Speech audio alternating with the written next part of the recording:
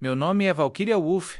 Em 1944, eu tinha 24 anos e um sonho roubado. Estudei para ser enfermeira, mas a Segunda Guerra Mundial levou meus pais e me deixou com um vazio no peito e um estômago roncando. A Alemanha estava em ruínas e a fome era uma sombra constante. Para sobreviver, comecei a trabalhar em uma pequena hospedaria nos arredores de Pisa, na Itália, um lugar que abrigava ex-combatentes. Meu trabalho era cuidar das feridas deles, mas no fundo, eu sentia que as minhas próprias feridas nunca cicatrizariam. Lá, entre o cheiro de antissépticos e a melancolia dos soldados, eu via homens de várias nacionalidades. E foi em um dia cinzento, enquanto eu trocava o curativo de um soldado italiano, que um rapaz diferente chamou minha atenção. Ele estava sentado num canto, lendo uma carta, com um sorriso discreto no rosto. Era alto, de pele morena e cabelos escuros,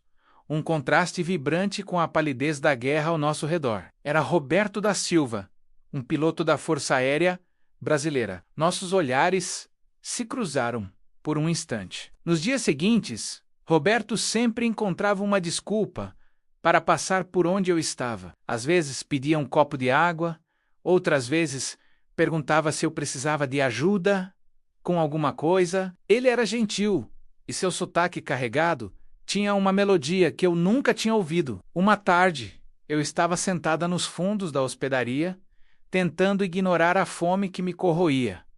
Não comia nada decente há dias. Roberto se aproximou devagar, segurando sua ração militar. Ele sentou-se ao meu lado e, sem dizer uma palavra, dividiu a pequena porção de comida em duas partes iguais, me oferecendo uma delas. Eu hesitei, mas meus olhos devem ter denunciado minha necessidade. Aceite, por favor, ele disse, com uma voz suave. Ninguém deveria passar fome. Aquele gesto simples, em um mundo onde a generosidade era rara, quebrou a armadura que eu havia construído ao redor do meu coração. Aceitei a comida e, enquanto comíamos em silêncio, uma conexão se formou entre nós. A partir daquele dia, ele sempre dividia sua comida comigo. E com a comida, ele dividia também suas histórias. Falava do interior de São Paulo, de sua família de descendência italiana, dos Campos Verdes, do cheiro de café fresco pela manhã. Para mim, aquilo parecia um mundo de fantasia, um lugar onde a paz ainda existia. Eu, por minha vez, contei a ele sobre a perda dos meus pais, sobre meu sonho de ser enfermeira, sobre um medo que me consumia todas as noites. Roberto me ouvia com uma atenção que me fazia sentir vista, compreendida. Ele não via apenas a garota loira e magra que a guerra havia deixado para trás. Ele via a Valkyria. Nos apaixonamos assim, em meio ao caos. Nossos momentos juntos eram roubados. Passeios curtos pelos jardins devastados, conversas sussurradas nos corredores, mãos que se tocavam discretamente. Ele me ensinou palavras em português e eu o ensinei um pouco de alemão. Amor, ele dizia, e a palavra soava como uma promessa. Mas sabíamos que nosso tempo era limitado. A guerra estava chegando ao fim, e a notícia, que deveria ser um alívio para nós, era uma sentença. O dia da partida dele chegou mais rápido do que esperávamos. A guerra na Europa havia acabado. Ele tinha que voltar para o Brasil. E eu não poderia ir com ele. As fronteiras, a burocracia, a falta de dinheiro. Tudo era um obstáculo intransponível. Nos encontramos perto do campo de aviação. Para nossa despedida, o barulho dos motores parecia um lamento. As lágrimas escorriam pelo meu rosto, sem que eu pudesse contê-las. Roberto me abraçou forte, como se quisesse me fundir a ele, me levar junto de alguma forma. Eu nunca vou te esquecer, Valkyria, ele sussurrou com a voz embargada. Nunca eu sentia uma tontura estranha.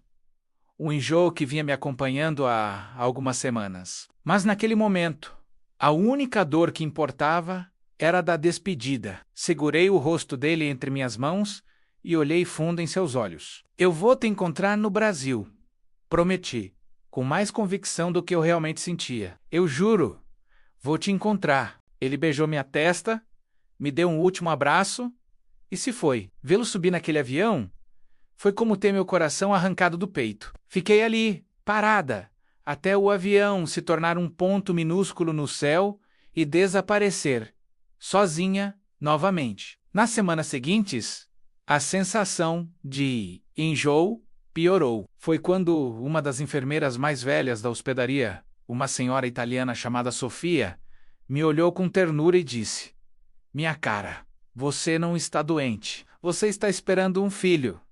A notícia me atingiu como um raio. Um filho. Um pedaço de Roberto crescendo dentro de mim. O desespero inicial deu lugar a uma força que eu não sabia que possuía. Aquela promessa feita no campo de aviação deixou de ser apenas palavras. Tornou-se meu único objetivo de vida. Os anos que se seguiram foram difíceis. Trabalhei incansavelmente, juntando cada centavo. A Europa do Pescara era um lugar sombrio, mas a imagem do rosto do meu filho, que eu imaginava ser a cópia exata de Roberto, me dava esperança. Em 1948, quando meu pequeno Klaus já tinha 3 anos, finalmente consegui o suficiente para a passagem de navio para o Brasil. A viagem foi longa e assustadora. Cheguei ao Porto de Santos sem conhecer ninguém, sem falar a língua direito, com uma criança pequena pela mão e apenas um nome e uma referência vaga: Roberto da Silva. Do interior de São Paulo, família de origem italiana. As pessoas me olhavam com desconfiança. Uma alemã, logo após a guerra, procurando por um brasileiro. Para muitos, era uma história impossível. Fui de cidade em cidade no interior paulista, mostrando a única foto que eu tinha de Roberto. Uma imagem gasta que ele me deu.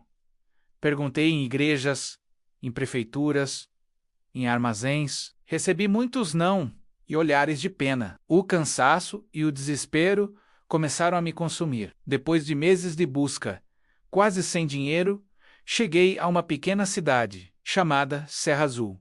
Estava exausta. Sentei-me na praça principal com Klaus no colo, as lágrimas finalmente vencendo minha determinação. Eu havia falhado. Então, um senhor de idade, dono de uma pequena venda na praça, se aproximou. Ele viu meu desespero e perguntou, em um italiano arrastado, o que havia acontecido. Mostrei a ele a foto, já sem esperança. O homem olhou a foto, depois olhou para mim, e um sorriso largo se abriu em seu rosto enrugado.